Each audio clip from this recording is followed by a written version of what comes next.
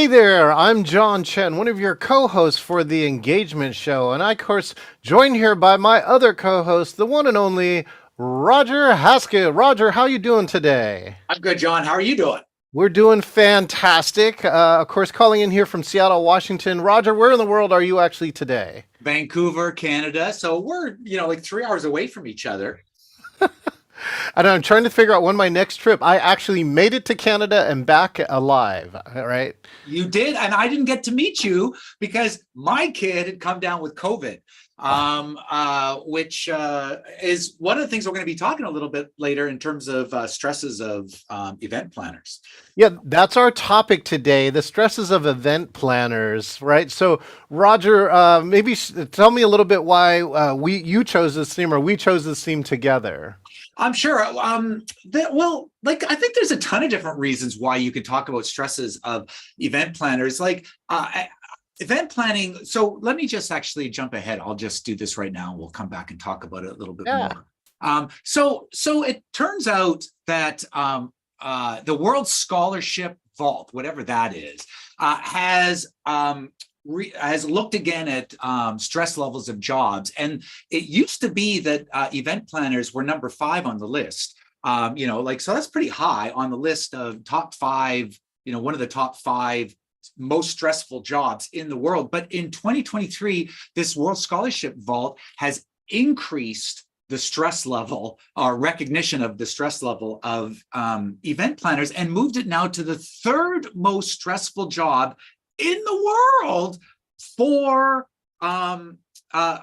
meaning for event planners. So like if you're an event planner, so John and I, we're like event planners. We work with a lot of event planners. We are event planners sometimes. John, we know what this stress level is.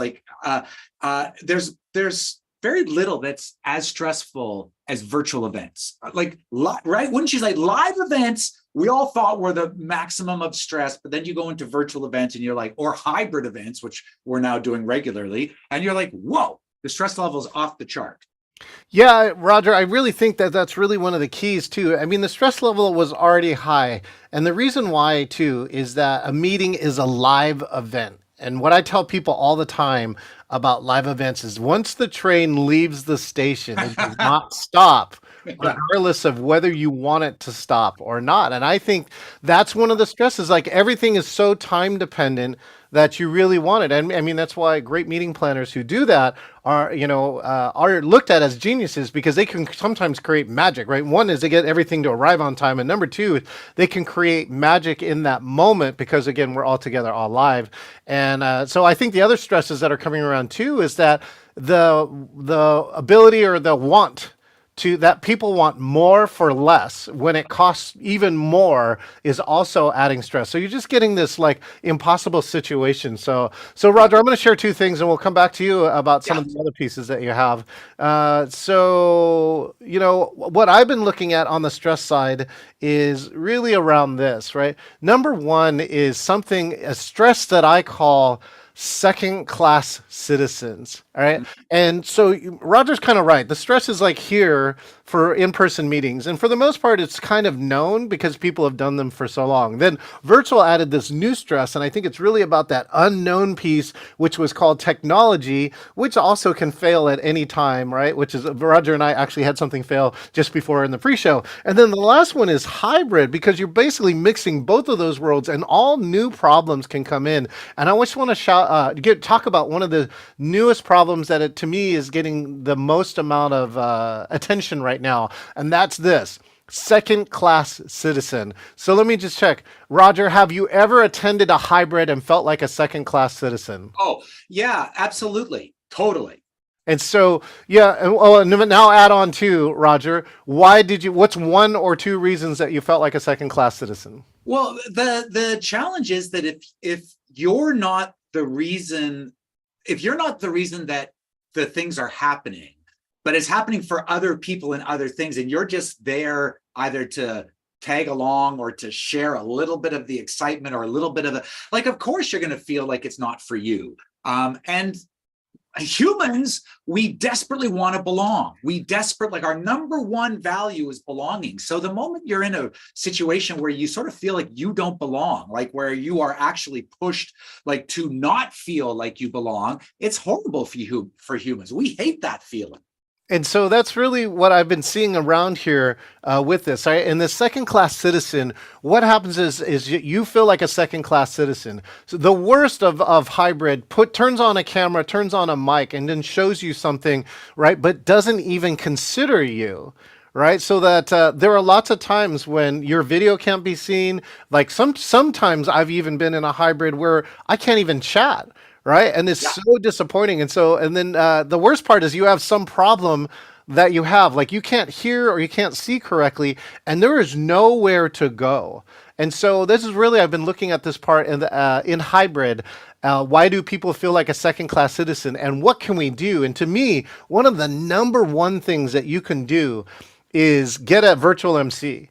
So even if you choose not to have people participate, like unmute or turn on their cameras, a virtual MC still can smooth out pieces, right? They can be the host and advocate for the virtual, right? Yeah. They can greet you when you come on. They can see problems like audio or video problems, and hopefully have a direct line to the tech team around that. And so the poll that I've gotten, Roger, is that less than 20% of the hybrid conferences I know are using a virtual MC. So that's really one of my pieces. Yeah. Yeah. So, like, and the easy answer then is just to like, I mean, it's not easy. Almost everything around hybrid isn't easy.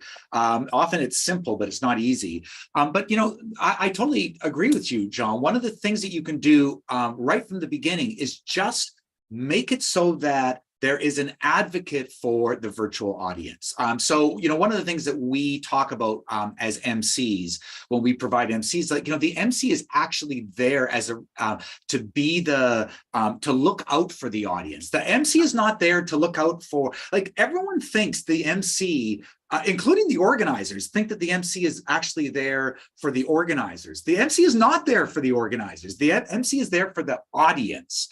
And they interact with the organizers to help the audience. That's, so an MC who's actually in the pocket of the organizers isn't really actually doing what an MC should be doing. They should be there advocating for the audience. And that means standing up for the audience and saying, they're not getting enough attention now. They're not getting enough engagement. We have to give them more. Give them more. Well, Roger, I'll let you do your other point and then come back to me. I've got one other thing that I'd love to share, but I know you've got something on deck. Perfect. Let's talk about this. So, I was thinking, about the stress of that event planners have to deal with. And so this is on the other side. This is sort of a way of also alleviating the stress. It turns out they did a study where they did a 4-day work week with all sorts of different companies, small companies, medium, large companies. 91% of the people that were involved in the study said at the end of it that they would want to move full-time into a 4-day work week, which I think would be an amazing thing for anyone, but let alone event planners who are like, third most stressful job, to be able to go, actually on a regular basis, I am having 3-day weekends, which are glorious and wonderful. Like, who doesn't want a 3-day weekend? And it turns out that we're now finding out that through actual studies that there is real power in. So what they found is that the productivity didn't decrease with the 4-day work week. Rather, it stayed the same, or if there was a decrease, it went down just a little, and often there was an increase. So this is, what we're finding is that humans, if you give us the motivation if you're going to give us time off and we have to work harder in the time that we're there, it turns out that humans will do that. I know I will. That's, what about you, John? Well, I just took 20 days in Florida, which was great. I went to a conference and then I spent time afterwards. Now, I did work some of those days, but I thought it was really important that I haven't traveled a lot. I already was going to travel for this piece. Why not go there and stay? And so, well, it was probably maybe 2 days too long or something like that, but it was so great to be in different places, including one of the places we Airbnb'd was a waterfront a waterfront place. Literally, I could host a meeting, right? I could do a collection of meetings, go outside, swim in the ocean, come back, and be off a break. And it was, those are the kind of. And by the way, it was snowing. Right, it was snowing in Seattle, so I extracted what I felt like every dollar out of value for that Airbnb while I was in 85-degree weather. Roger, are you going to take a shot at a 4-day work week? What are you going to do? Well, this is the thing about being an entrepreneur is that I feel that my work week, I feel that I had a varied work week ever since I was sort of in my fourth year of entrepreneurship. And what meaning that if I needed to take time off, I did. Like, I've got 3 kids. They're still 2 young kids. Yeah. Like, it was amazing for me to be able to go, okay, I'm going to go to a swimming lesson in the middle of the day, or I'm going to go do this. And then I would make it up on, the night or on the weekend. But what I found is that having the flexibility to control your own time changes everything. Like, it just changes everything. I have no problem working at 8 o'clock at night. I have no problem working at 10 o'clock on a Saturday morning or 10 o'clock at Saturday night, because I know that I'm buying time. Like, I'm buying other time that I desperately want. Like, more important for me to spend time with my kids right now than it is for me to be reading a book, for example, or even doing this part of my job. I can do that part of my job anytime, but I can only spend this time with my kids doing this thing right now. So what you'll love about this, Roger, as a member of Entrepreneurs Organization, which was like all business owners, right? And I went to a conference once, and that year I was able to say, I worked. So no, I worked for the same amount of revenue, but I took 12 weeks off. Yeah. Right, Yeah. and that there's nothing more that drew more attention. People go, I want to know how you did that. Yeah. Right, because being the entrepreneur doesn't necessarily it gives you the choice, but a lot of times we feel like we quote unquote can't take it. And I took it, and it was with my kids, by the way, that I took 12 weeks off, and the business was still fine, and the same. And so I do appreciate that part, because most companies don't allow me that level of freedom when I'm the boss, right? And I have to deal with my own bottom line. Like, if I take 12 weeks off and the revenue crashes, then it's still my problem.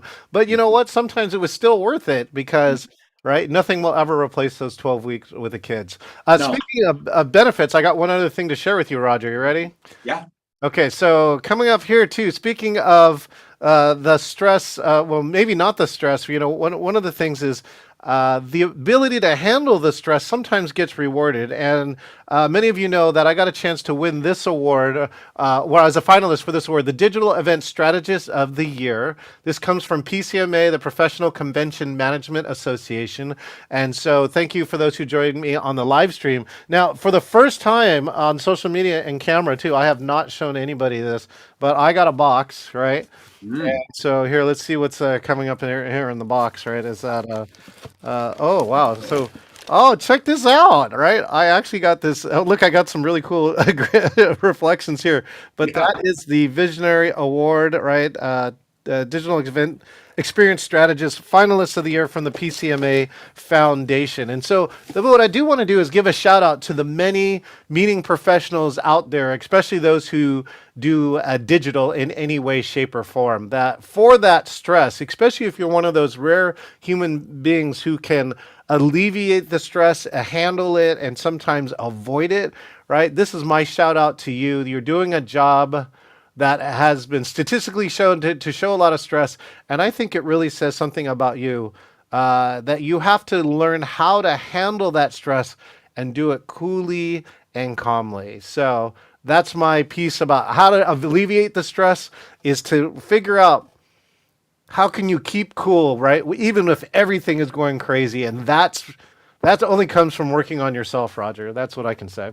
Yeah. So one of the things I talk about in my pressure cooker confidence talk is one of my rules is the way you think about stress determines its impact. And so what we're finding is that there's good stress and bad stress, and we need some stress to stay in our optimal zone. So if we want our peak performance, we need stress in our life. We need some stress. but too much stress, and all of a sudden your performance drops way off. But what we're finding is that what we have found, neuroscience has found, is that our bodies react exactly the same to nervousness and excitement. So your body doesn't know the difference between I'm nervous and I'm excited. Your palms are sweaty, you're nervous, you're breathing a lot, you're taking shallow breaths, like your body's energized. These are the same symptoms from nervousness and being excited. So one of the things that you can do is when you're in the moment, like talking about how to alleviate, how to manage the stress, is just to say to yourself, when you recognize that you're the stress is high and you are nervous, to say to yourself, I'm actually not nervous, I'm excited. I'm excited. I'm excited right now. This energy in my body is here to help me, because stress in your body is our human way of giving us the energy we need to do what is essential in that moment. So use your stress. Don't just think of your stress as a ball and chain weighing you down. As a matter of fact, there's studies that show that if you think about stress that way, it becomes that. And if you think about stress as being something that is beneficial, that helps you, that gives you energy to face the hardest things in your life, it actually is that. So there are ways of just thinking about stress that changes its impact on you. So those are, I think, really valuable things for anyone in 2023 to be thinking of. Okay, let me end on a joke. I've got, let me see, here we go. Let's do this one. Oh man, this is one of my favorite. I just have seen. I broke my leg in 3 places. Well, then don't go to those places. Oh my goodness, isn't that good? Very nice. It's good. I love it. And then this, let's see if I can duck under this one. What did it say? A priest, a pastor, and a rabbit enter a clinic to donate blood. The nurse asks the rabbit, "What's your blood type?" "I'm probably a typo," says the rabbit. Write it. I'm probably a typo, because it should be a rabbi, not with the T. All right. So let's get rid of that. Let's get rid of that. Let's get rid of that. Here we go. I just got a chance to see Barbara Glanz, who is like one of the top speakers from National Speakers Association, and she revealed that she has file cabinets full of cartoons cataloged by type and topic. It's crazy. So, anyways, with that, Roger, what else I was going to share? Oh, I was going to share on to this, Roger. One of the other best ways to alleviate stress is just the way that rest of the people do it, which is cheat and avoid it, which is like also the other highest stress occupation, public speaking.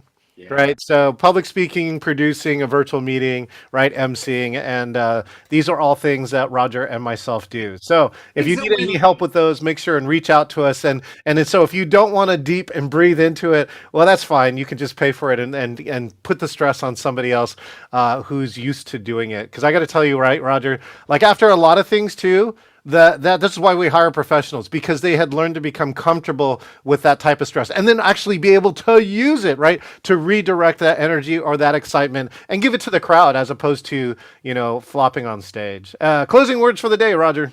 Well, I just to echo what you said, it's, instead of putting people on stage who are deep in the fear zone of stress and who are going, this is not my job, and I said I would do it, but now I'm actually really regretting it. And you realize that the next 2 days you've got that energy in front of everyone. Instead of that, just like John says, avoid it. Like John and I are strange people. Like we love to get up on stage. Like, I have a really good friend, one of my best friends since grade 4, has this story that he always tells, like, his family, they'll be like, who's this Roger guy? Like, what's the deal with him? And he'll say, I'll tell you about Roger. This is the deal. If Roger's in a room and there's a stage in that room, whether he's supposed to be on that stage or not, sometime in the night, Roger will be on that stage. Because I like being on stage. And John, you do too. I've seen you work. You're amazing. So reach out to people who love this type of stress, who like call it to themselves, and then to love to use it to help your audience rise up to maximum engagement, so that you get the most done out of your meetings. That's why you want engagement in the room. You want engagement because you will get the most done. The more engagement is in the room, the more you'll get done.